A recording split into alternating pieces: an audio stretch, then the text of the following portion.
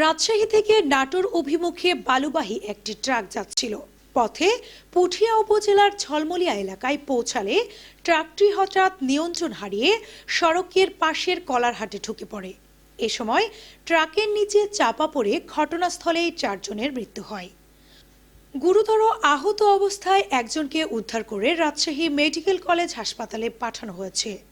খবর পেয়ে পুঠিয়া ও নাটোর ফায়ার স্টেশনের 2টি ইউনিট ঘটনাস্থলে গিয়ে উদ্ধার কাজ শুরু করে।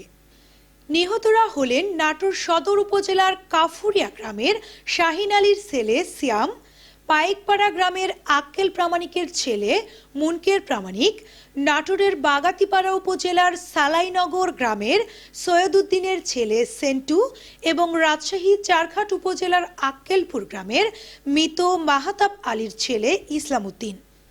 প্রত্যক্ষদর্শীরা জানায়, সকাল 7:30টার পরে ট্রাকটি কলারহাটে ঢুকে পড়ে বিকট শব্দ হয়। ঘটনাস্থলে অনেকেই মারা যায়। ভক্সপপ 4 জন প্রত্যক্ষদর্শী। রাজশাহী থেকে নাটোর যাওয়ার পথে একটি বালুবাহী ট্রাক নিয়ন্ত্রণ হারিয়ে ঝলমলিয়া কলারহাটে ঢুকে পড়ে উল্টে যায়। এতে ঘটনাস্থলেই 4 জন মারা যান। আহত একজনকে উদ্ধার করে রাজশাহী মেডিকেলে পাঠানো হয়েছে। শর্ট মোহাম্মদ কাজী মোজাম্মেল হক কাজী, ভারপ্রাপ্ত কর্মকর্তা, পবা হাইওয়ে থানা, রাজশাহী। সড়ক দুর্ঘটনায় আবারও প্রাণ গেল 4 জনের। মহাসড়কের সাথে বাজার বসানো ও সড়ক নিরাপত্তা নিয়ে প্রশ্ন তুলেছেন সচেতন সমাজের ব্যক্তিরা। পলি রানী, টেক্সট রিপোর্ট, নবরূপ টিভি।